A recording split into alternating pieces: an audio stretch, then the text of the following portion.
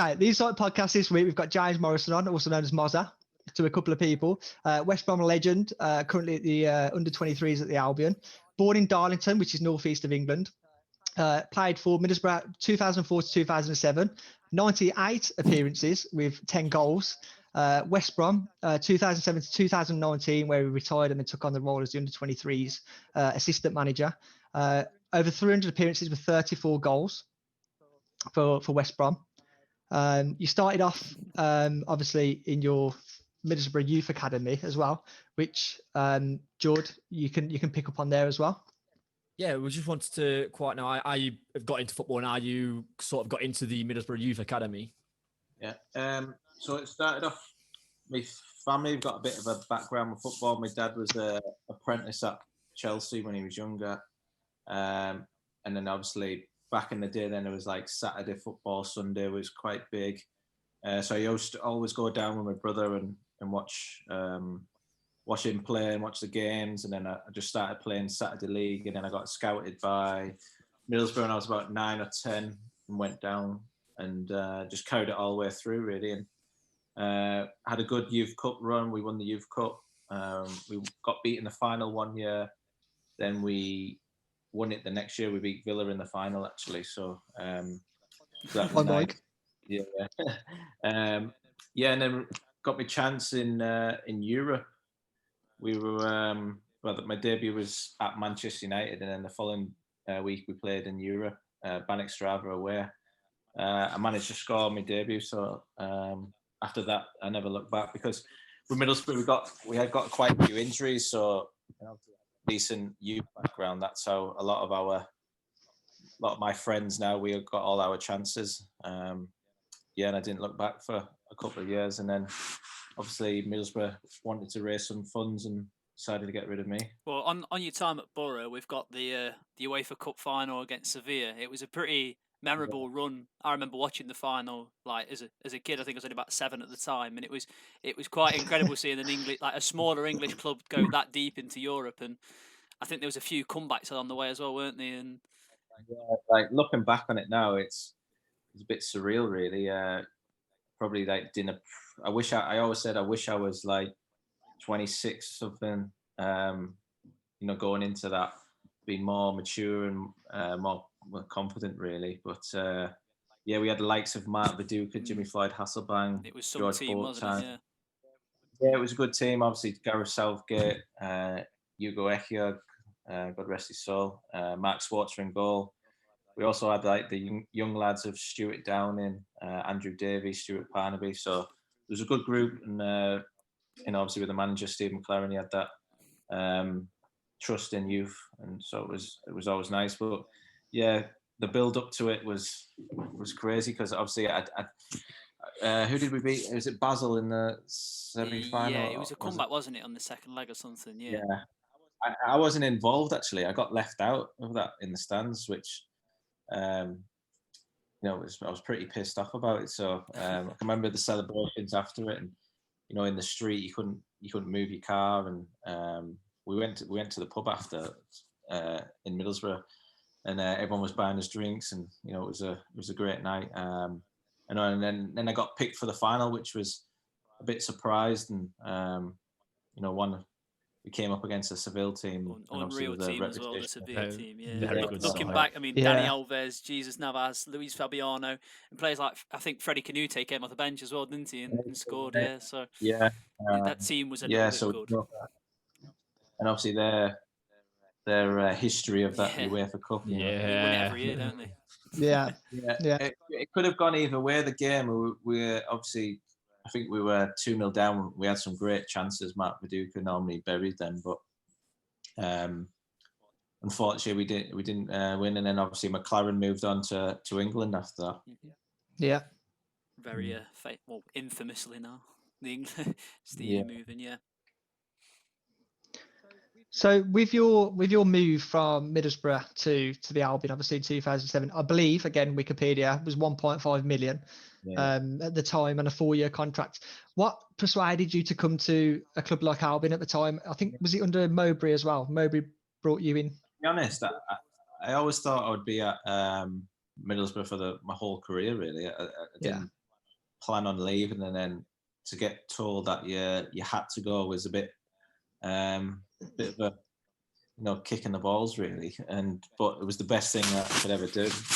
I say to any young player now, if it doesn't work out at one club, it might be the next club might make you, and that made me really. I had to come a long way from home, live on my own, and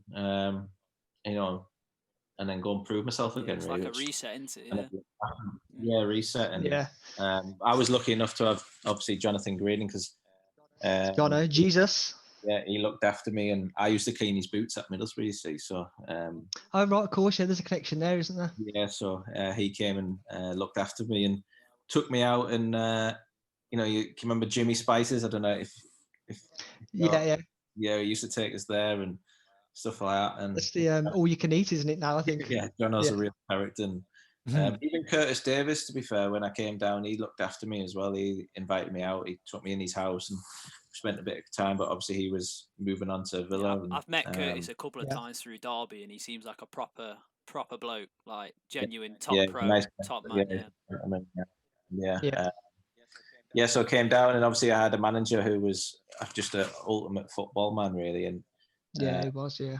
And obviously at the time the club were rebuilding. We just got beaten in the playoffs. So the project was good. And I didn't really know much about Mowbray's style, but obviously God, it was just everything ticked the boxes. And it was good football, wasn't it? It was good passing on the ground, and a lot of Albion fans obviously love Mowbray for that. Yeah, bringing kind of the identity back to the Albion as well. Yeah. It was a shame that we didn't keep him for a bit longer, because we could have built something like that. But that's football. Yeah. If you ever listen to his reasons why he left, you could hold your hands up and say, yeah, fair play. And what was it like with, obviously it was, again, we'll touch on it again a bit later, but you got your best pal Chrissy, because he was at Middlesbrough with you. So he was in the youth as well. Yeah, he was a year above me. And obviously Chris was at Rangers when he was young, but they didn't take him, so he came down. And we spent he was in Dig, so we spent a bit of time together there. And it was a funny story as well, because I was about to make my debut before, and I was in the team, and we were playing against the youth team like the day before the game. And Brunty smashed me in training, and I couldn't play the next day. Oh no! to make my debut. So but yeah, and then obviously we linked up for obviously let Chris go, which the club later on it wasn't the best idea for Middlesbrough to let him go, really. But again, there's another one who left, went to a different club, made himself at West Brom. Yeah, and then we ended up together because we had the same agent. So I knew that Chris was coming, and I phoned him and told him it was the best club to come to, and again, we didn't look back. Did you ever clean his boots? Brunty's? Yeah. No. No. I don't think if you asked Brunty that question, he'd be swearing his head off. Yeah, he's a good lad. I've had the fortune to meet him a couple of times at Albion meals and things at the ground, and he comes across as a real nice guy. Chrissy does, yeah. And again, another Albion legend. Yeah, Chris. Yeah, it was. It goes too quick, doesn't it? Really, if you think about it. Well, you think I was like 16, 17 when you started playing for the Albion? I'm now 30. Yeah. So it's mad. Like I've seriously got into football at that time, especially peak of football for me, especially under Mowbray and things. Even though I was going as a kid, my uncle got me in when I was about 5, and I had the bug since then. But for me, when you're that age, you're starting to leave school and you're starting to interest you even more in that kind of stuff. So hence why you and Brunty are one of my all-time favourite Albion players. I don't know if you can tell. I might mention it a couple of times going forward, but yeah. So yeah, it was great football under Mowbray. Yeah, for sure. But we had a good squad who all pulling in the same direction. We had no big egos or anything. Like, obviously we had Super Kev up front, who's Super Kev scored all them goals, and he was just one of the lads. And I think he was 35. Do I want to say? Yeah, some of the goals he was scoring though as well. You could, he was an class is permanent for sure. Yeah, we had obviously Zoltan Gira coming in on the right as well. We had Philippe Teixeira, Brunty, myself, Robbie Corrin. Yeah. So we had a real good squad, and then we had the youthness of Ishmael Miller coming in. And, he was a great lad. It was a shame that he got an injury at his time, and quite Roman a powerful Bentner. forward, weren't he? Yeah, Roman Very Bentner. powerful. Bentner, party at Bentner's. Party at Bentner's, yeah. Yeah, and that's again touching on that as well with the midfield is obviously the famous Albion chant, the best midfield in the world, which got sung religiously every game for about half an hour of the game, which was always one of my personal favourites as well, to be honest. Took me a while to figure out I was actually in that. So we'll roll back a little bit to your first goal for West Brom against Blackpool, which was the winner. Does it make it more special when it's a winning goal? It must be a bit more like because like I kept on having loads of chances, and it just wasn't coming. And me and Jono used to have it on called as Jigsaw, because we fall to pieces in the box. Like, so that was mine and his nickname. But if you see on the clip, that's who I run to, because Jono was off at the time then. So yeah, it was always nice, and it was always even sweeter to run one in the top corner. So it won goal of the season as well, I think, judging by Danny's research. But again, we know how good his research is. So correct me if I'm wrong. It was apparently voted the supporters' goal of the season. Yeah. Yeah, we'll just go with that one then. Yeah. It was a good goal. So if not, then we'll vote it now for you. One of many, shall we say? Yeah, one of many, shall we say? Right. So, George. Yeah, go on, George. Go on, mate. Go on. Well, I'll go. Just touching on the Scotland, you're obviously English born but qualified to play for Scotland through your grandparents. So what was the choice of Scotland over England? When I was younger, from 17 to 20s, I played England. I was there playing all the seasons, and then my auntie lives in Mallorca, and she's got a place next to Howard Wilkinson, and Howard Wilkinson had Alec McLeish over for a barbecue, and they were talking, and she said, "Oh, do you realise that James can play for Scotland?" Because obviously my granddad's and my dad's side Scottish. So the next day he phoned me up and asked me to play. And I spoke to a few people, and I just thought, why not? I'll go and give it a go, because I had a good connection with my granddad and stuff like that. So looking back, it was probably one of the best decisions I made, because I got a chance to play in some great games against some great players, and it's just a bit shame that I never got 50 caps really, which is a bit of a bummer really. Well, how many caps did you have in the end? Because I've got 46, but again, more research isn't the best. I'm sure I've got more, honestly, but Wikipedia said I've got 46, so I've got 46. We'll call it 50. We'll round it up. After the podcast, we'll go and edit it for you. We'll round it up. Yeah. You scored against England, didn't you, at Wembley as well? Yeah, that was one of probably the best buzzers I've had in a match, actually. They say always when you play England, everyone raises the game, and that is true. Yeah. And obviously it was Scotland v England, hadn't been a game for a while, and it was made of a big thing, and the whole team was pumped up, me included, and it was just shame we couldn't. Ricky Lambert came on and stole the thunder, didn't he? Yeah. He came to the club later on, which he was a great character, and he was a good character to have in the club. Good golfer, I heard. Me? Lambert. No. All right, okay. No, that's. I'm pretty sure I seen it might have been a bit of banter between some people. I'm sure I seen it on Twitter years ago saying he was a good golfer. Maybe that's what it was. They were taking the mic. Played with the group and stuff like that. No, we'll touch on you playing golf as well, because I've heard you're pretty decent as well. Yeah. So we'll talk about that a bit later as well. Sorry, Joe, carry on.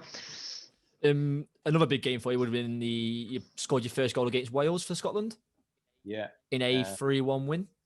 Yeah, 3-1 win. Yeah, I can remember that game. We got booed off. We got booed off at half time actually by our fans. We played at Northern Ireland's ground, I think it was. No, in Dublin it was. Okay. And we got booed off because the Scottish fans can let you know if they're not happy. So second half came out, and it was funny because we obviously Boaz was in goal, Boaz Mile, and now we have a good friendship. We always laugh and joke that when I scored past him, I started laughing in his face after it, and he was laughing back at me. And I always remind him that because we have me and him always have a game of golf now because he's obviously the 23s goalkeeper coach, so we always have really competitive games, and we don't like losing. I said, I'm gonna. Oh, sorry. Yeah. I was just gonna say, moving on to the honours. I was just gonna let Bakey do this bit because you know what his research is like. Yeah.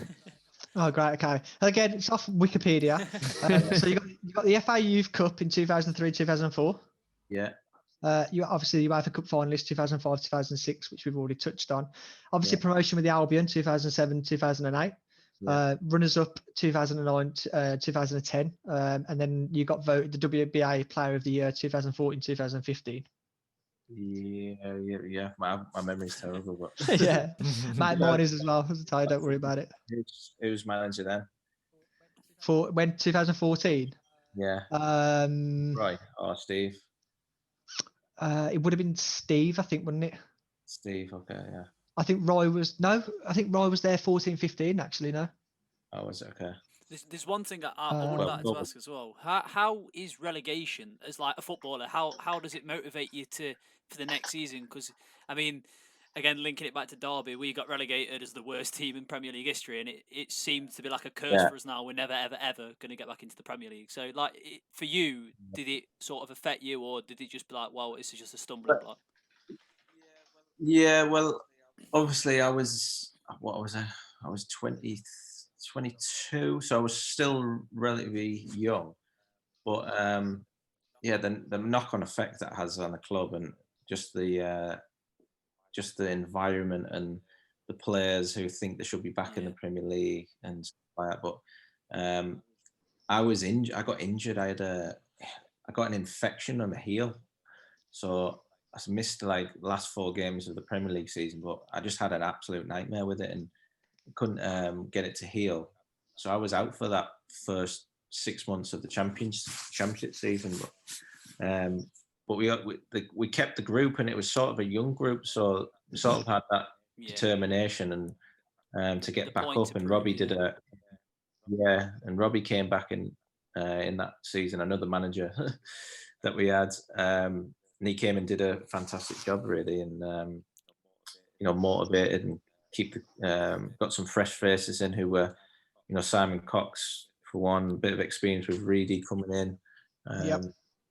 And we got, we flew up already second place to Newcastle, and that was a Newcastle at over 100 points, was it? Yeah. Was it 100 goals? Oh. They were flying, weren't they? Yeah, they was. I still remember Derby winning 3-0 at home against them. So.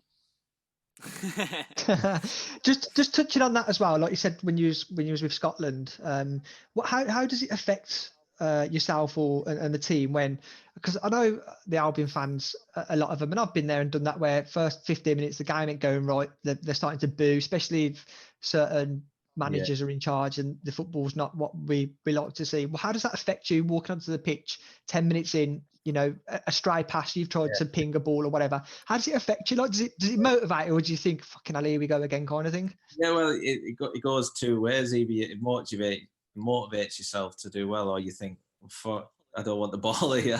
Yeah. You know what I mean? That's the difference. Some players can handle it and some players can't. Let's be honest, sometimes at the West Brom, it's difficult. They let you know if they're not doing what you want. But majority of the time, it's rocking. But that's, again, fans pay the money to be entertained, and if you're not entertaining, it's down to the players and the staff. What about you sometimes? What about with the liquidator before kick-off? Did that ever get the blood going? Did it ever pump you guys up? Like, it does it pumps me up whenever I hear it. I always sing the words, but even when I'm at the ground and it's, the players are out, they've done the thing, they're about to kick off, and everyone's belting that out, it gets the fans going. Does it get you guys going as well? 100% it does, yeah. Yeah.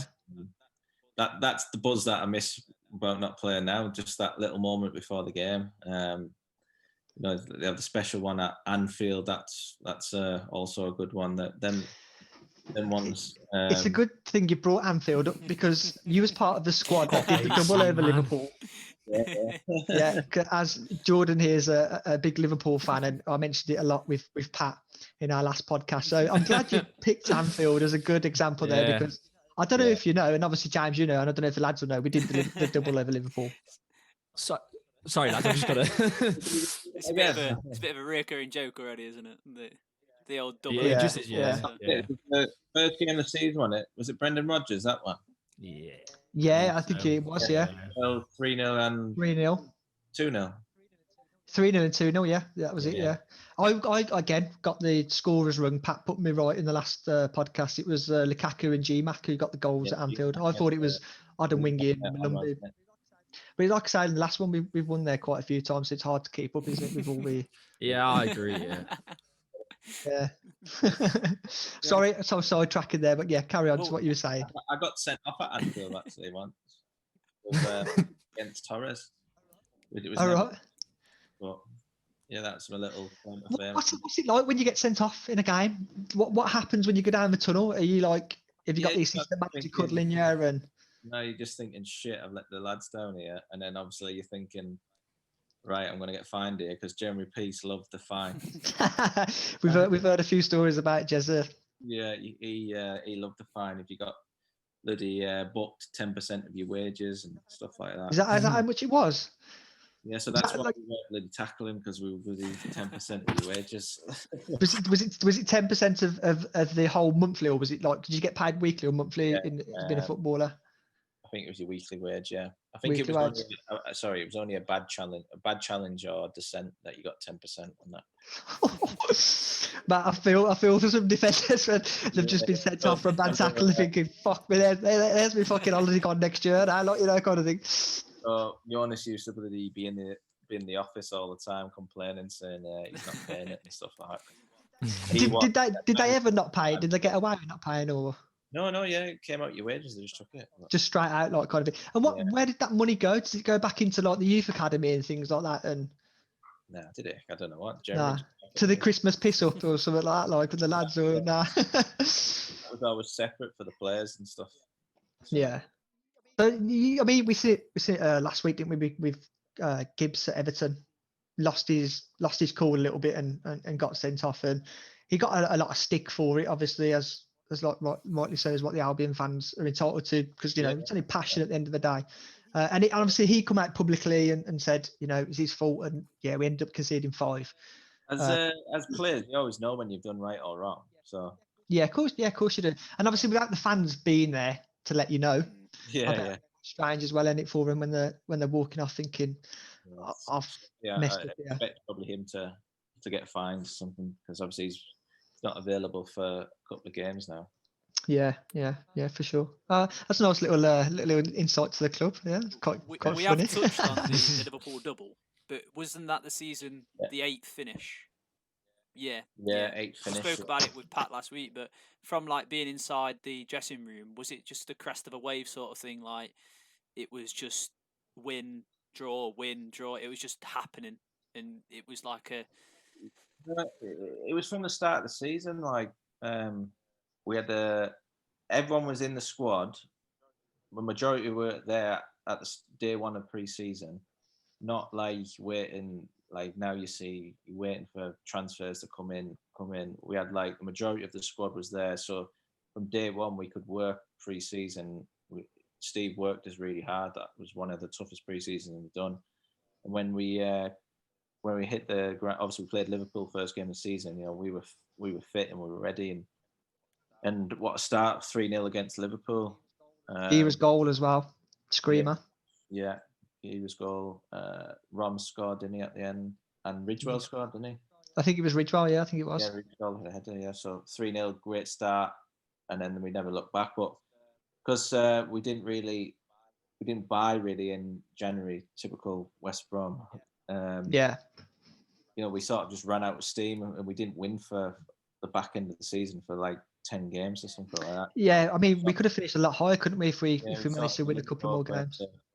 Limped over with 8th position, which is obviously it's a great finish for the club, but What could have looking been, back, yeah. you know, we could have done better. And then after that, we should have just built and built and built, but again, we didn't. So I think you can see that with some clubs in the Premier League at the moment as well. I mean, Wolves have been always threatening the top 7, but haven't quite bridged the gap to be consistent. I know they got thumped at the weekend as well.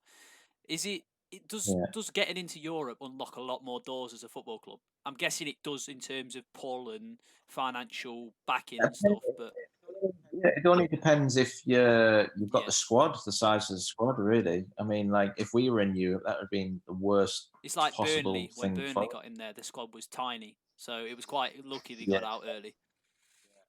Yeah, and then obviously it does take a toll on your squad because obviously I've been involved in it. You're playing Thursday, Sunday, and then you got the cup competitions, pick up a lot of injuries, and you know you need a humongous squad. So we would never have that at West Brom, but I think you just once you finished 8th, we should have gambled on that and tried to, we should have signed Rom straight away. I think we heard the story with Pat saying he was about 2 miles from the training ground and then the U-turn and everything. We should. I mean, I know money was tight for the Albion. It's always been tight for the Albion, but watching him that season, obviously, it was the season with the big 5-5 draw with United and that kind of thing, and doing the double over Liverpool. You could see he was going to be an unreal talent. I mean, there was a picture floating around years ago. I think he's playing under 15s or something, and he's like 6 foot. I've seen it. Yeah, he's just absolutely towered. For me, I think they only wanted about 17 million quid for him, which was obviously back then was a lot more money than what it is now. But you could have easily doubled or tripled your money, just like what we've done with Matty and Dean Garner. That we've paid pennies for him. Which that will probably double or triple their value in a year or two. So for me, that was the biggest mistake we made. Them signings there, you got like 50 million of assets for the club now. Like obviously Pereira, Dean Garner, you know, even Philippe coming in. That I mean, there's 50 million there of assets potentially, or even more. Yeah. So we should have signed Rom 100%. Are we? I know you just. If you can't answer, don't worry, we'll let it out. But are we close to bringing in another striker, do you know? To be honest, I do not know because we're separated from the first team. From the first team, yeah, we're not allowed anywhere near. So whatever you hear in the building, sometimes you know. Yeah. Get that now. PSA. You can just wink once or wink twice for yes or no. Honestly, I would tell you, but it's cool. It's cool. Do you, Dave? Again, touching on the Albion this year, do you think we definitely need another striker? I think personally, we need a striker and maybe another defender. Yeah, probably agree with that. If you're going to play a back three, obviously got Higazi coming back as well, so. Be the edge. Do you maybe not need a centre midfielder? I think you know Jake and Romain. They're the only two experienced. Maybe do you need another experience to go with Rack and Sam? Because you think at the Chelsea game, there was only Jake really who's had a bit of experience in the Premier League and how to see out games and stuff like that. Time to put your boots back on for one more season. Bad times done. I've got a beer belly now. So I'm sure the club are working tirelessly hard to get one in. But obviously it's a tough situation with what's going on in the current climate, and of course it is. You know, I think the club's financial situation is more important than you know, bringing a £30 million striker in or whatever it is. So, touching on your time when you retired from West Brom, are we going to see you and Brunt's testimonial? Yeah, God, I forgot about that. I mean, we've been hoping for 2 years now, trying to get that. Yeah. but obviously this situation now is, Cup paid, yeah, we were hoping course, to do, a Brunt 11 v a Mosley 11. It was going to be the first international break, so would have been around this time. Coming in, but obviously this COVID's coming in and knocked the whole plan. So hopefully, a couple of years down, well, a year down the line, we'll be able to get it, because any longer after that, I won't be able to play in it. Well, mate, if you need 3 fillers, mate, I'm sure we'll put our boots on and could give you a game for an hour or so. You reckon would last an hour? I think it also would be just good for the club, really. You do it properly, and that I always wanted to do it properly, and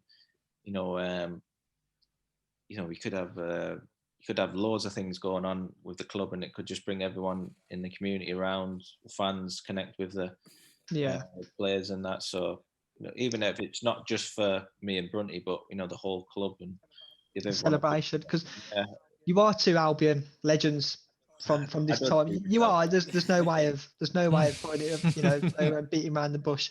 But Brunty, Mr. West Brom, as people call him. Maybe, I don't think fans will be going back into the stadium anytime soon. This season, probably not. Maybe, come next year, pre-season, first game back, first game on the pitch, the fresh pitch, when it's laid and ready, is the testimonial between, nice, and bring the club back together as that kind of thing, if possible. That's one thing you can do on Twitter then, and just bring it, get it going. Get it going. We'll get it trending. We'll hashtag it. Justice for Moza. That's the one, isn't it? yeah. But yeah, it could be like a blessing in disguise, really, because I think the fans are itching, aren't we? I think we're all itching to get back to football, especially myself. I mean, this season for me, it just isn't football without going on a Saturday. All the match build up, the pre-game as well as post-game. It's all an experience that I think fans aren't getting at the moment, and I think it's gonna, when we are allowed back, it's gonna be special. It is gonna be, gonna be an occasion. I know. Even like watching football now is a bit. It's not the same. I think I've not watched many Saturday games and Sunday games. Sky are trying, aren't they? They've got the fake crowd noises and stuff. It's just it's so bad. Try and turn that off. I've never heard Anfield so loud before, and it's so bad. They've obviously got the favourites and stuff, haven't they? And we got VAR bloody taken over. I mean, for you, you've not experienced it, but you'll know anyway. With VAR, what would you be like as a player now with VAR? Especially, we'll touch on it again with the Chelsea game just gone, their 3rd goal. Yeah, it's more. I think it's more frustrating for the fans, really, because as a player you can sort of accept it because that's the rules and sort of that. But I was watching the Tottenham game on Sunday. What a horrendous call! Bad. Yeah, and I honestly, I've never been so angry in my life over football watching it like that. There's been a few this weekend where you've looked at them and think, bloody hell, like what? The Crystal Palace one as well. Goal. Was it Joel Ward who had the ball? He literally headed it onto his hand, and he's picking it as a penalty. Didn't move. And it showed a close up of him, and he's just laughing. He's just giggling at it because he knows. I think everybody knows it's not. To boycott it, the team should just, if it gives a penalty, that should just roll it back to the keeper. I think Steve Bruce said something, didn't he, after the Tottenham game, saying it was the wrong call, and I just turned around and went, "Well, if it's the wrong call, and you know it is, why don't you just miss the penalty?" But I think there's that many rules within the handball rule now. There's so much, and I don't even think the referees kind of know what is an handball anymore. I think everything's just given as a handball. Well, apart from the Chelsea one against West Brom, apparently. But almost everything's just given as handball now. Yeah, that was more handball than Spurs. Oh yeah, I agree. I totally agree. But I think the excitement about football is we're talking about the referees' decisions sometimes. You know what I mean?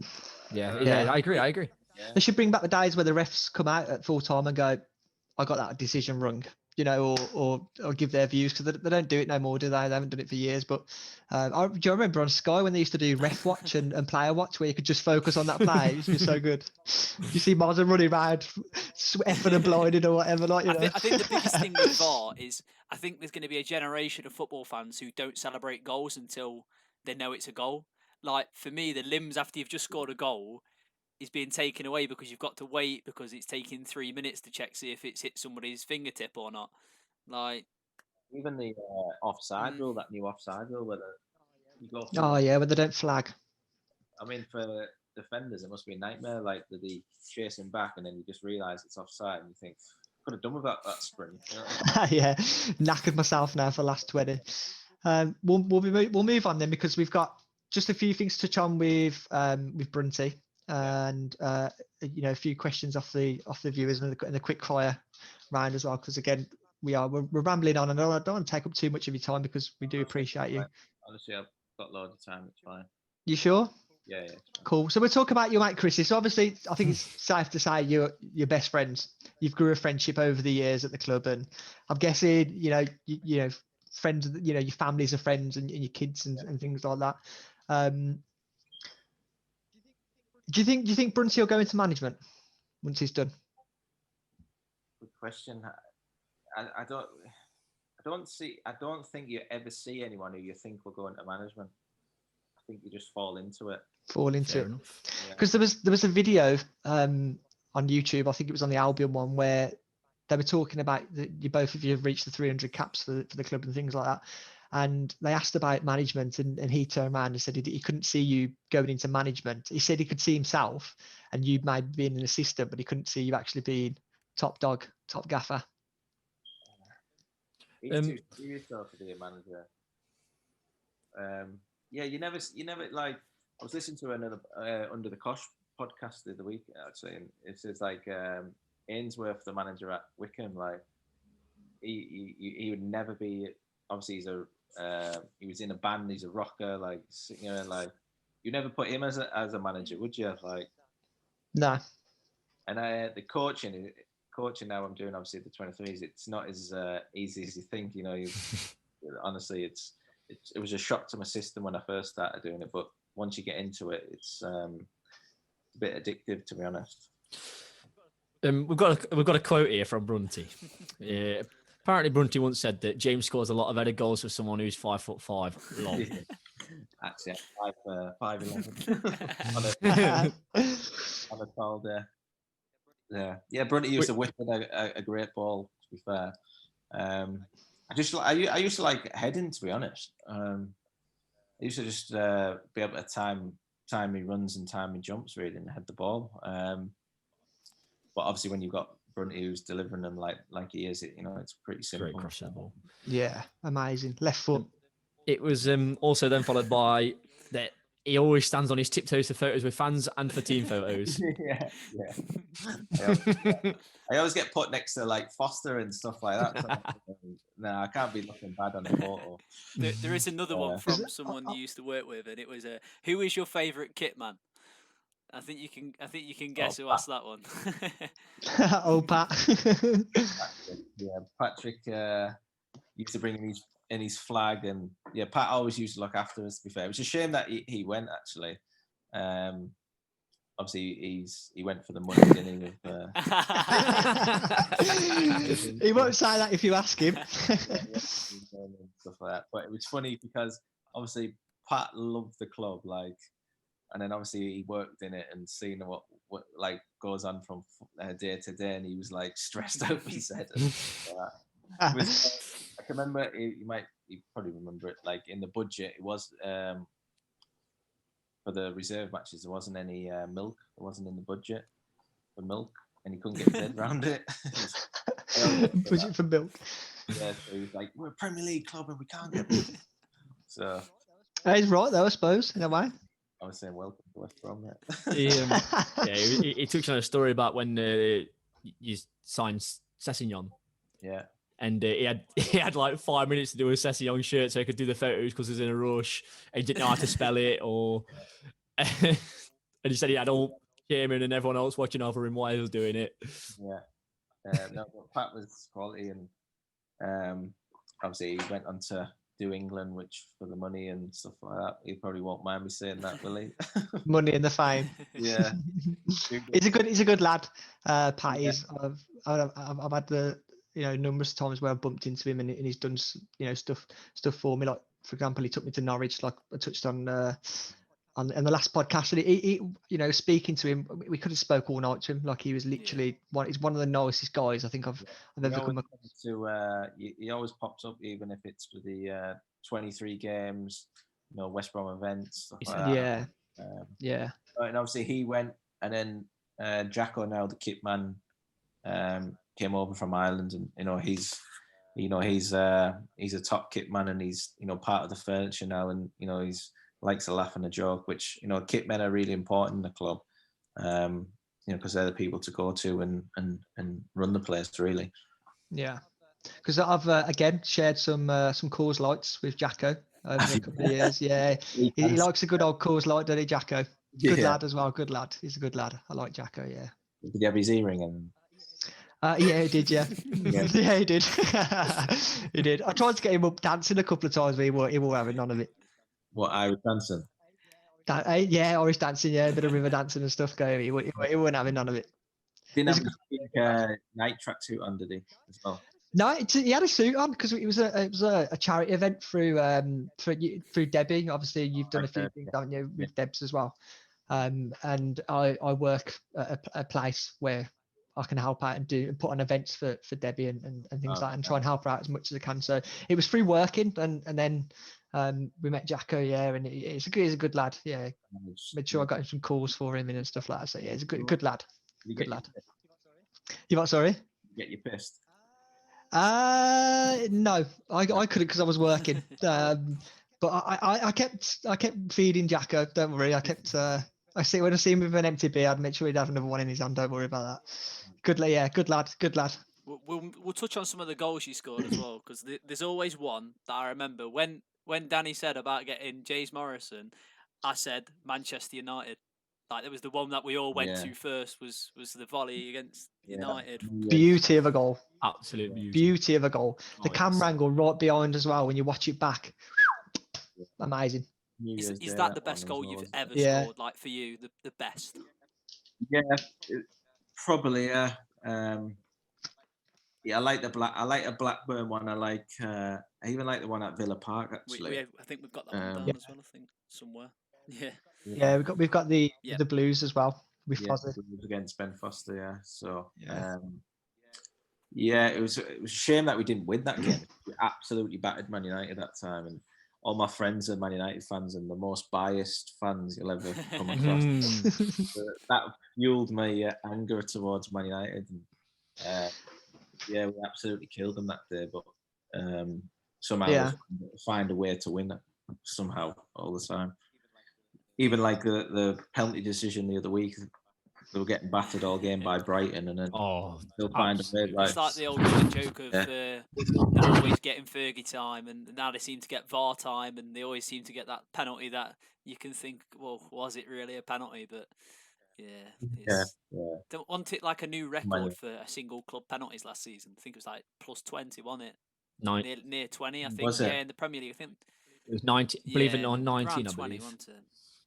It's ridiculous. We're gonna have to get Fernando.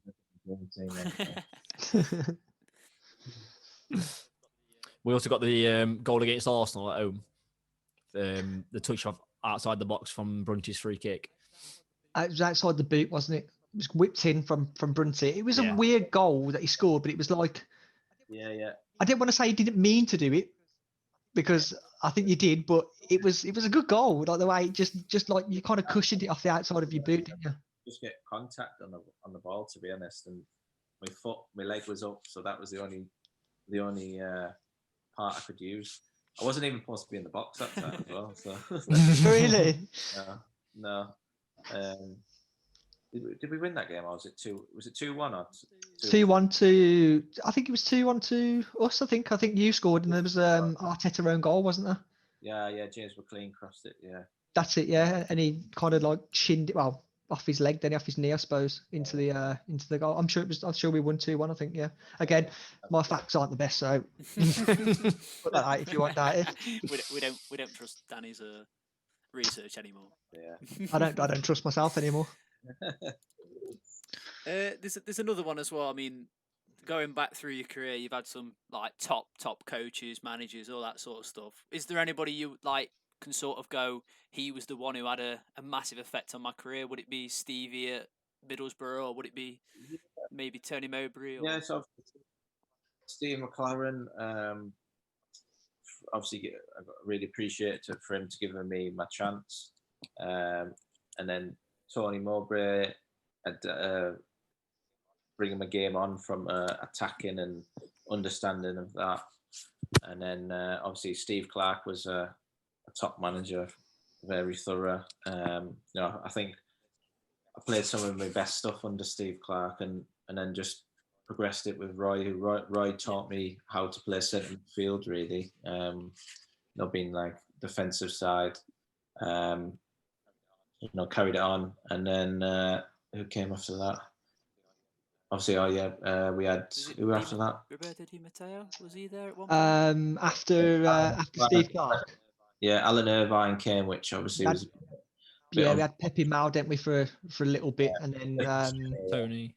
It was Alan Irvine, yeah, and then it went down to Pulis. Obviously, what the reasons that Tony Pulis gets a bit slated with the fans and stuff like that, but he's taught me a lot of stuff with defensive side of the game, and and after that, that's when I started getting my injuries after that, which sort of hampered me. We'll touch on the Tony Pulis side as well. Yeah. Obviously, he was well known for his pre-seasons, so like Austria and the bike rides and the mountains and things, and obviously from an Albion point of view, and I think even talk about Stoke as well and things like that. He's known for boring football, where he will sit everyone behind the ball. He'll have one up front and the ball. And I was one of them who was booing in the stands towards the end, because it was absolutely, it came boring. It wasn't our identity, especially when you talk about, the Mowbray era and the Roy Hodgson and the Steve Clarke and that kind of thing. What was it like as a player working with Tony and the way he was setting up and the way the pre-seasons? Yeah, I'll start with his the way he set up, but obviously you got to remember we were like verged on relegation. Yeah. He was there to do a job, wasn't he? And he did it. Yeah, and then obviously we finished 10th or 11th after that when his first season. And then obviously I think that's the football. That's when the football you need to sort of change the ways really of third season syndrome. Really, can you say that? Yeah, and it was just getting a bit, repetitive. It was a bit still for ourselves really as players, but you can't knock out like the job he did for the club. I think he falls into that category of manager where you think they're just a crap manager because the football's crap. Like Neil Warnock. I mean, he gets a bad rep, but he's very, very good at what he does. He wins football matches. The same as Tony. Tony wins football matches, and he'll find a way of winning a game. It might not be pretty. It might be Rory Delap launching a ball into Peter Crouch like he did at Stoke, but it won football matches, isn't it? So it's just one of them. And then, but again, there goes to me fans who want to be entertained. And yeah. I mean, to be fair, there was a couple of games where the football that he was playing was brilliant. Like we was winning games, we were passing, we were moving, and then we'd also revert back to we'd sit really deep. We'd have like someone like Rondon up front on his own, who for me, a lad his size and his stature wasn't aggressive enough. He was too nice to be a forward, if that makes sense. And then we'd go back to that, and then that was the frustrating thing. I mean, I remember being I took my mate to watch. I was trying to get my mate into football, and I said, "Let's go to an away game." And we went to Stoke. And we was in there's like a sixes or whatever, a goals opposite, and we was in there having a few beers with a few Stoke fans, and we brought up the Tony Pulis, and they weren't happy with the way it ended at Stoke, and I was ranting about how I didn't like the football and things like that, and we watched the game in the stands, and he come out and he just went, "Is that what football is?" Because if that's, I don't want to be a part of it. And I was just like, "No, it's not. It's just the way we're playing." I think we drew 1-1. I don't think we won. I think we drew 1-1. And I just remember coming out thinking, if that was my first experience of a football match, Stoke weren't the best on the day. We wasn't. I would have just been like, man, I'll go back to like golf or something, or F1. Fuck football. I can't remember when we played you in the FA Cup. I can't remember if it was under Pulis or it was when Pardew, Megson sort of thing, like in between that, and we won 2-1. And I remember Rondon playing up front, and I think he gave us the runaround for the first half, and then second half, all of a sudden he went non-existent. Like he was like a bit shy. He didn't want to go and hit somebody, if you know what I mean. And he's a big lad. I mean, he had legs like tree trunks. You think, bloody hell, he's a big boy, isn't he? You wouldn't reckon him, like. I remember him throwing a punch at a tactics board and putting his hand straight through it. Yeah, he was a big guy, weren't he? Like I say, like you'd never seen, like he'd never scream at like a defender. He'd never scream at like the midfielder who's playing the ball through. I say when when we played you in the cup, I thought bloody hell. I looked at the size of him in person. I thought, Jesus Christ, he's an animal. And then he just didn't shout. I was quite close to the front at the Hawthorns as well, and I just didn't hear him. Like I don't know what it was. It's just too nice. He was a good player, to be honest. He was. Yeah, I think again it falls under the Pulis effect with him. We never really saw his potential because I think he was playing in a system that didn't suit him, and for someone up top for 45 minutes at the home to Hawthorns, every time the ball gets booted up in the air, people boo. He's probably thinking like, and to be fair, he did run around, he did try and do something, and we saw glimpses, his hat trick against Swansea and things like that, and he scored, some decent goals as well. I just don't think it was the right time for him at our club. I could see what Tony was trying to do, and like you say, he was there to do one thing, and that was to keep West Brom in the Premier League. That was his goal. He wanted to play nice football. I think we can all look back at it and smile a bit now and think, okay, but at the time it was. I used to dread because I'll go in a mood for a week. I think the first season and a half was all right, wasn't it? And then I think you accept the football. After that, you just want something new. And I think if you look at his record, he normally brings a full new team in after 2 seasons, signs them. And obviously at the club, he wasn't allowed to do that. So I think that's when it started going downhill. But he did bring some great players into the club, obviously, like Johnny Evans, Darren Fletcher's, stuff like that. And Nasser Chadli was a top player, but it just didn't work out to him much. Again, another player that didn't really work out for us. So again, with Evans and Fletcher, I remember when Lescott come to the Albion, and his first season, I was just blown away. I was like, bloody hell, this guy is a baller, he's a player, he's a good defender. And then I think he kind of steadily went downhill kind of thing. But with Evans and that and Fletcher, that they were amazing, weren't they, for the Albion? Johnny Evans is probably the best player. He'd be up there in the top 3 who I played with at the club, to be honest. Yeah. So what was it like with the pre-season and with Pulis? All pre-seasons are graft, aren't they? But from what we used to see from the outside, it was like riding bikes, running up hills at 6 o'clock in the morning. And so you'd have like a sheet be up at 5 and you'd be running at like 5:45 up a hill. But after the first one, it was tough. But after that, you just knew what was coming, so it wasn't that tough, and you could sort of see when the hill was and where you could run away. It wasn't as hilly and stuff like that. And with footballers, we'll always find a way to get out of the hard way. Cut the corner. So it was funny because the first year, Boaz and Ben Foster always used to share a room, and they were out on the piss every night. But no one else knew. They found a bar down, like, we're in this Austria village. There was like 100 people there or 1,000 people who lived there. And they were out every night down in the town at this one bar. But all the rest of the lads didn't know. And they were out on the piss and then getting up at 5 o'clock in the morning doing these hill runs. So it can't be that. It's a good effort, to be fair. It's a very good effort. Yeah, that is to be fair. We didn't know until we were going home. That's how quiet it was. And then, the drinks bill came in. Everyone started passing it around and laughing. So love that. Absolutely love that. I think that's pretty much majority of things covered. I think we can jump onto the quick fire. No, there's one thing I've got to talk about. the last thing as well, obviously Derby, Wolves 5-1. Yeah, that was You played really, in that game. that was Obviously, we're playing Wolves this season, which I'll be honest, I'm not looking forward to because they've got a good team, haven't they, at the minute, and we're struggling a little bit. Your intake on that game, what was it like?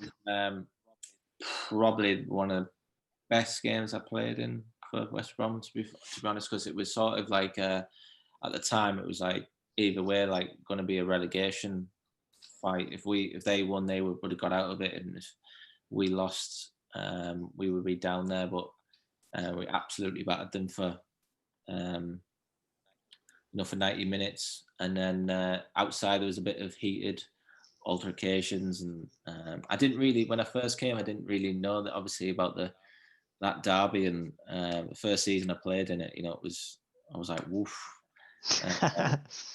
Yeah, that was them games I always look forward to, and scoring 5, and obviously I set one up, and I can remember if you ever see the picture, me turning around and holding your hand up. Yeah, and it was getting dogs abuse by their fan, and he was trying to get to me, so that was there was I'm sure it was yourself as well at Villa Park when when the Villa fans ran onto the pitch, and isn't there a video of you tripping one of them up as they're running past you or something? Yeah, it's on Instagram actually. That's brilliant. Yeah, that was that is brilliant. Just like he was so smug running on, and that I was just like, I'll get him. You just see you stick your leg out and he just goes but he takes his mate out at the same time. What is that like, being obviously, Villa Park's a big ground, full-time whistle's about to go, and you hear all these screams and all these Villa fans running it. What's that like, especially being an Albion fan with obviously being the derbies and stuff like that, and rivals? What was it like for you? Like, I hate the Villa now for that. Anything about the club, like we played them 23s last week, and I was just like, we need to do these. Like, I was going to ask that actually, because around that way there's a lot of clubs, isn't there? In the short, you've got Wolves, Birmingham, Villa, they always West Brom, Villa. Does every derby feel the same, or is there one that stands out like the most in terms of, like, for you anyway? Obviously, I think it's Villa after you've just said that, but. Yeah, we haven't played Wolves for a while, so no, we haven't. Yeah, but always that was like quite heated. But now I think because we played a lot of times against Villa, it's been some heated clash. I mean, there was like chair throw-ins, wasn't there, before, like the clash in the FA Cup. Obviously, the Premier League season where we were winning, and was it Fozzie give the penalty away at the end? Yeah, I think so. Yeah, that give them 2-1 victory, I think. I think it was something like there's a couple of games, weren't there, with them? We played him like 4 times, didn't we? In the season, and that's when they were running on the pitch, and I think that fueled the fire, really. Did you ever give Mozza any banter about Mozza? Did you ever give Ben any banter about your goal you scored against Blues? Because he was in goal that game, wasn't he? Yeah. No, Fozzie was unreal keeper, like. Yeah, he's the best I've seen at the Albion. Yeah, you didn't realise like how good he was until, like, obviously he left, really. You were just like, wow, he's unreal keeper, and he doesn't really like football. It's funny. I've seen a clip of him. I think it was last pre-season with Wolves. I think they mic'd him up at Watford, and they mic'd him up, and he didn't really give a toss. He was just sat there taking the piss off of the game. Yeah. I've seen that. Yeah, I've seen that. It's brilliant. Yeah. Some of us, when you get older, you start to worry a bit more, but he gets less. And, he just all the time now. He just brought his YouTube channel out for cycling. I was going to say, he's a big cyclist, isn't he? Cyclist, yeah. He's on the bike, watt bike every morning. Like, he just puts these ridiculous bike sessions out, and then goes, and then doesn't really want to train. And then just turns up on a Saturday, and he's unreal. Like, he's very consistent. He's hands down the best keeper I've seen. Yeah, and we've seen some decent keepers as well over the years, but he's got to be the top one up there. Okay, we'll touch just lastly on what you're doing now, and obviously how you're finding it, and then we'll just go on to the quick fire questions and the questions for 5-10 minutes or something, because again, we appreciate your time. With your under 23s at the minute now, first of all, how are you finding it? Are you enjoying it? Because I think When you first took over, you obviously moving from being a professional footballer into management. It's a big step, isn't it? Some people don't like it, some people do. Yeah. So obviously, after I stopped playing, I dipped me when a few sessions. Gradually built it over the month, and then the club offered me a full-time role, and I just thought it took me a while to decide because I didn't really know what life after football would be. I had to get into the real world, as I call it now. Find my way really, and it took me about 6 months to come to terms with not playing and finding the way of normal life and come out of the football bubble. And got into it, and now I absolutely love it. Got some great kids down there who are willing to learn.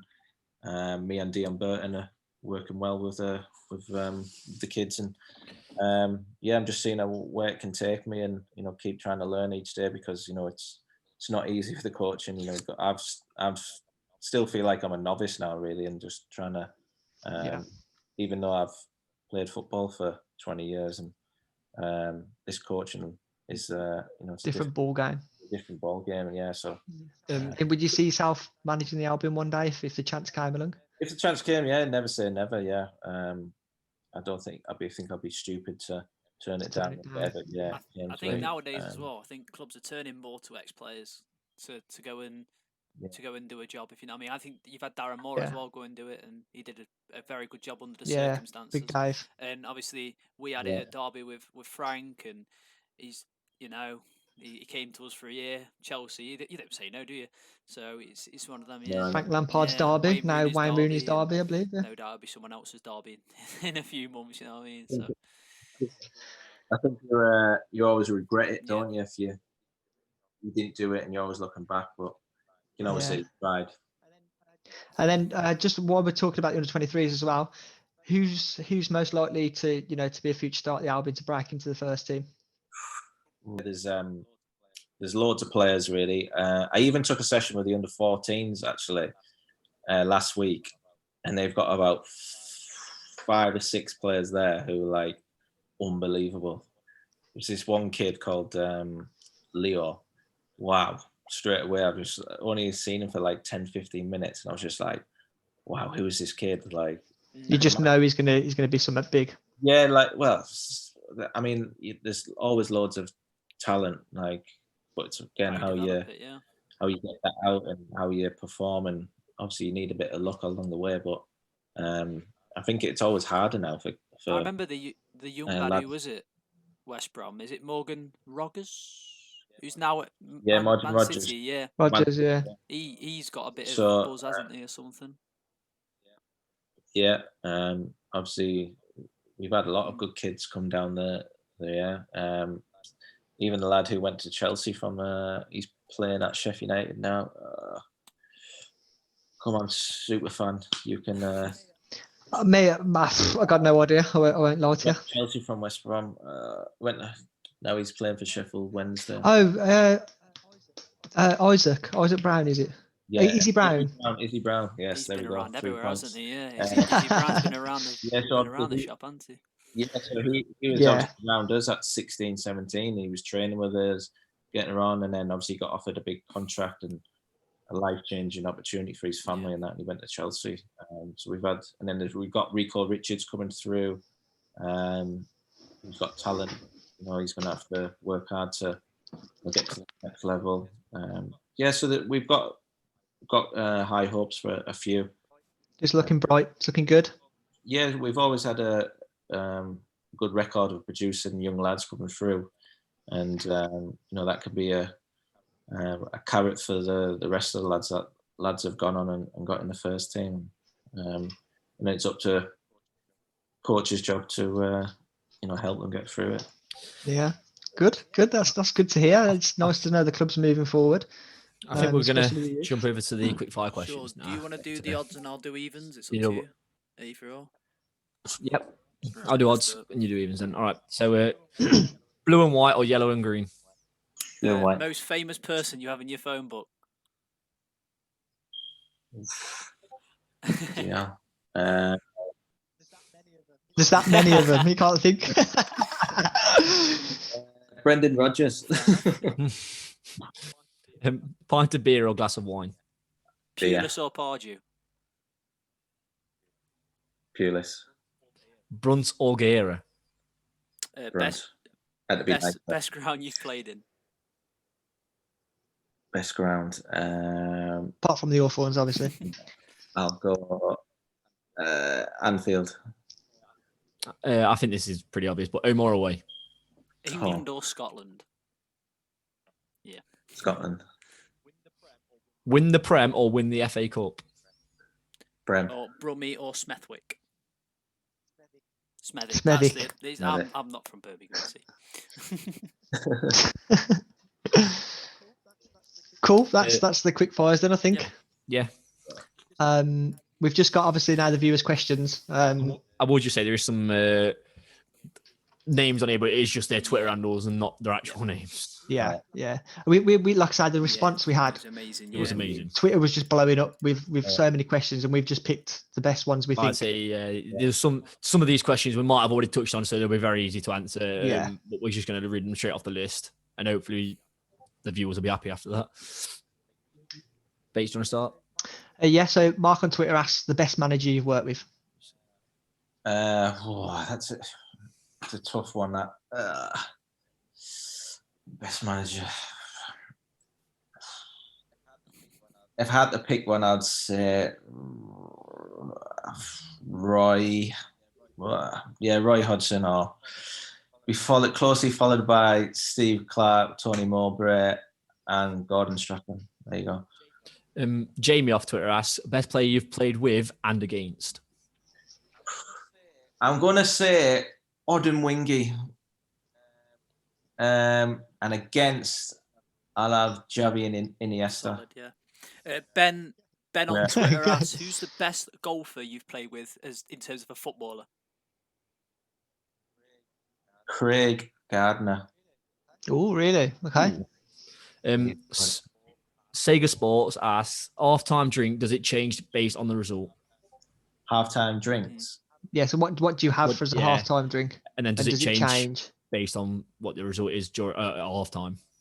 Oh, no. We always used to get water and Lucozade. And then win or lose are on the booze, isn't it, after? Love that. Absolutely love that. Yeah. Well, that's a bit of a funny question, isn't it? It's just something they asked. What was your half-time drink, and does it change on the result? I don't know. We've asked it. I think it's because. Sorry, Bates. I think it's because a lot of players have weird superstitions. I think Pat told us about Shane Long with his Pepsis and stuff like that. And Ben with his dairy milk and things like that. I think that's where that's coming to. Just in case you had a weird superstition of if you was losing at half-time. My superstition was at the touch every door that I went through at the top. So right. It won't be ideal in these circumstances. You might get told off. Yeah. And obviously sometimes the tunnel was really, when you were coming out, was really big, so I had to run and jump and sometimes jump on the lads' backs and touch it. Jump on Jonas's, get up there, kind of thing.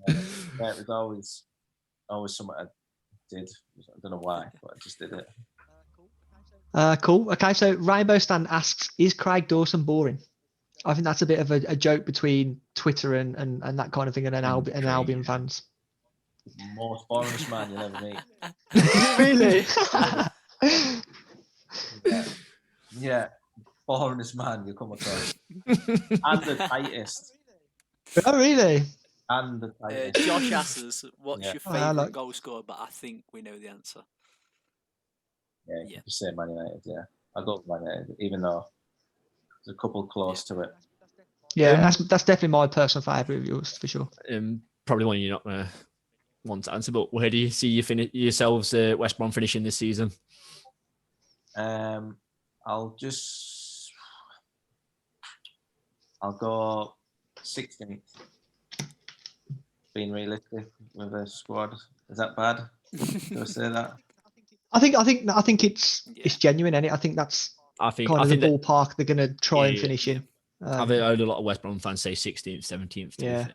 Yeah. Yeah, I think that's about right. I think about like 16, 15. 15, 16. Like, yeah, I think that's Yeah, really. and then try and progress from there. I think kind of thing. The aim is to stay up, isn't it? First season back. Yep, go on. Bates. There's Yeah, go for me. it. Yeah, no, okay. Yeah. So Beauty Baggy asks, was you disappointed with how your career ended, and will there be a testimonial in the future? We touched on a testimonial. But... Yeah. Obviously, I wanted to probably still play, but I was realistic. Like, I sort of wasn't the player that I set my high standards with, if that makes sense. And sometimes I couldn't do what I wanted to do, so I didn't really want to go down the lower leagues, and that's what the type of offers I was getting. So I always said to myself, halfway through my career, I wouldn't stick around just for sake of sticking around. And and I just decided to pack it in. Maybe it was what I know now was maybe a bit too soon, but I'm happy and I'm content. The really. next And question is knows? pretty similar to that one. Was you annoyed by the way it ended? But he also adds you were one of the best players he had the pleasure of watching at the Albion. So All right. that was Josh. That one? I think it's from Twitter as well. Yeah. All right. Tell him thank you. I'll buy him a pint after next time.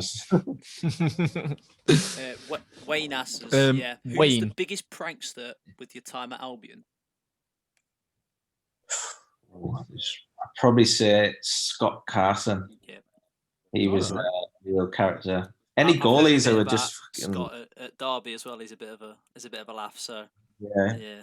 He had a few party tricks. He always used to stick a bag in between his teeth and smoke it. Because I heard you were quite a bit of a prankster as well. Yeah, I'm like a silent assassin, really. I think. What was your favourite prank? Yeah. People think I'm a bit quiet, but I go around the radar. I stuck a snowman in Scott Carson's car once, actually, and.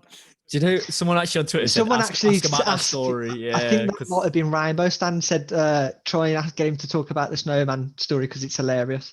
So he shoveled loads of snow in my car, like at the bottom of the well, and they went down to train at the indoor dome, and me and the groundsman built a big snowman, stuck the carrots in, and obviously put it up, and then put a hat and gloves on it, and then put it into his seatbelt.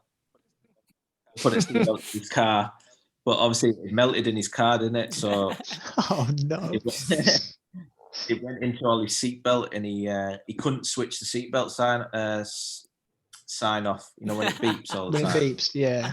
So he just had to put his and he couldn't be bothered to take it to get fixed, so he used to just turn the radio up all the time and drive it all the time. That's class. That is, man. That's class. Alex, sorry. Go on. Alex asks, how did so this is from the time when Pulis era. How did the players who joined from bigger clubs adapt to Pulis' style of play, and did they enjoy playing that way from the likes of Evans, Fletcher, and Chadley, them type of players? I think as professionals, you just get on with your job, and they were good professionals, and they did it to the best abilities. Sometimes there's a few disagreements, but on a whole, they got to grips with it, and most of all, we had good results with it. Johnny was obviously a footballing centre half, so he had quite a few altercations with Tony, but both of them would laugh about it now. Dan on Twitter says your favourite moment at the Hawthorns, and he's also wanting to thank you for giving your training top to his brother in 2008. So. Oh, nice. But that's not well. So what's that? The proudest moment at the Hawthorns. Your favourite moment, yeah. Your favourite moment. I suppose you could say, your proudest moment as well, if you wanted to. Yeah. I think at the club was probably winning the league. I think you look back and you always go through the happy times, really, and that was probably the happiest time that I had. And then obviously reaching 300 games was for the club was a nice moment. 10 years. Finishing 8th in the Premier League, really. I think we'll leave Gemma's question till last, because I think it's the the best one to lead. Yeah, I think so too. Yeah. H, you do this next one, mate. Yeah, I've got another one as well. Your favourite Albion chant? Should we go the best midfielder in the league? That was always one. Yeah. Give me some. Which ones? Is there anyone? Malumba, always a good one. I mean, with the Albion fans, that's one thing about them as well is, the songs they come up with. Some of them are, we touched on like the pop off one. That was quite a. No, I'll tell you which one actually. The Gareth Barry one. That's the GTA. That's what I mean. Like, I just that's another thing why I love the club so much, because things like that, the fans and stuff they're amazing. So yeah, that's pretty cool. About the Barcelona trip there. Yeah. Yeah. Luckily for once I wasn't there. I never went. Ali asks, what was the morale like in the dressing room under Pardew? Again, touches on the Barcelona kind of ego, doesn't it? Just to sell him, you'd say it was great, really, that we nicked a taxi and went out in Barcelona. Love it. Finally, Gemma asks, do you miss us as much as we miss you? Is that Gemma Downs? Yeah, it is. I think it is, yeah. So, because obviously when I first came, her daughter was called Tilly. That's right, yeah. Yeah, really small, and obviously she was. I was her favourite player, so obviously over the years now she's. Should be 16 now. Is she 17? Yeah, she's got to be coming up that way, I think. Yeah, leaving school and that kind of thing. You can tell her we'll be back soon. Don't worry. We'll see you soon. Tell her to come down to 23's game. Well, she'll be watching hopefully, and hopefully she will. Yeah, come support the lads. Where? So while we're touching that, actually, before we finish, where can we come and watch the under 23s if we wanted to? So we're playing at Rail Lane actually now. So do you know the cemetery next to the State Hawthorns? Yes, yeah. Past Top, I think, is it? Yeah, so past McDonald's on the left. Yeah, go down the windy road. The Forge Lane. Yeah. And we play like when you come to the traffic lights, it's just over there. We're playing there at the moment because we're not allowed in into the training ground. So when the next game's at the Hawthorns on Friday night or afternoon, hasn't been confirmed yet. So I think they were hoping to trial that game to get fans in, but I'm not quite sure. Boris is keep an eye out on Twitter then, people. Yeah, he's trying. If that's something that you are interested in, if we find out the answer, we'll tweet it out, won't we, and try and get people to come down and have a look if we can, if it's safe to do so.